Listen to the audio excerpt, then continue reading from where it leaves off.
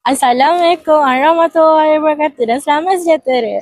Video ini bertemakan bahan digital berdasarkan pendidikan negara. Bersama saya Nurul Baki Husna binti Sarudin akan menerangkan bahan digital memperkasakan pendidikan negara. Bahan digital dapat menambah pengetahuan, meningkatkan pemahaman pelajar. Bahan digital ada di sekeliling kita seperti telefon bimbit, komputer riba dan tablet. Bahan digital ada kebaikan dan keburukannya. Kebaikannya ialah pelajar mudah mencari maklumat daripada pelbagai aplikasi seperti YouTube dan Google. Keburukannya pula ialah pelajar mudah terleka dengan media sosial semasa menggunakan peranti untuk belajar.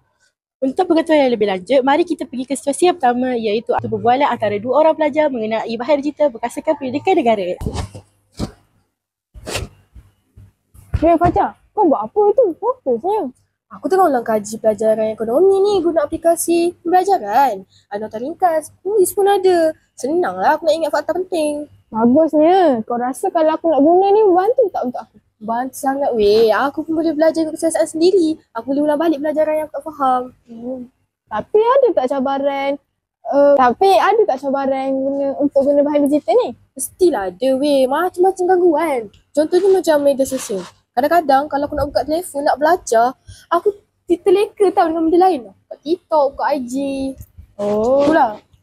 Itu yang macam yang besar tu. Terima kasih Fajar. Sama-sama.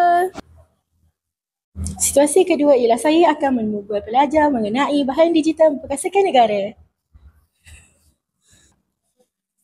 Saya ingin tahu tentang bahan digital. Boleh? Bagaimana bahan digital membantu dalam pelajaran? Saya suka guna aplikasi pembelajaran dan video interaktif sebab dia lebih menarik dan senang nak faham berbanding hanya membaca buku. Bagaimana pula dengan awak? Saya guna bahan digital untuk mengulang kaji, utamanya kuis dalam talian. Ia menguji saya kesefahaman sebelum pemeriksaan. Oh, ada cabaran ke menggunakan bahan digital ini? Ada. Kadang-kadang internet perlahan dan susah untuk fokus sebab banyak gangguan seperti media sosial. Betul. Selain tu tak semua pelajar ada peranti sendiri. Jadi diorang akan berkongsi dengan ahli keluarga yang lain. Terima kasih atas perkongsian. Bahan digital sangat bagus tapi perlu digunakan dengan bijak. Betul. Sama-sama.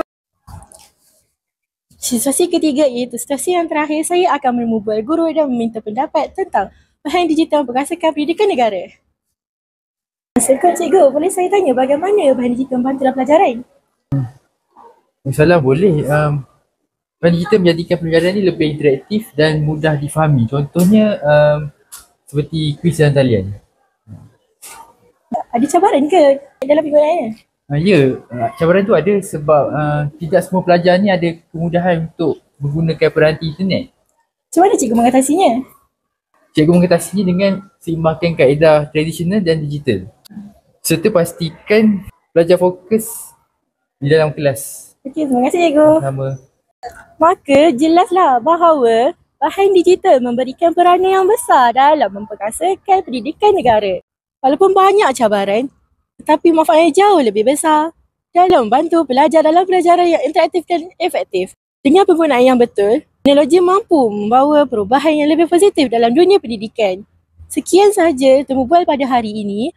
Saya Nurul Baki Husna akan berundur diri dan terima kasih kepada yang sudi berkongsi pengalaman.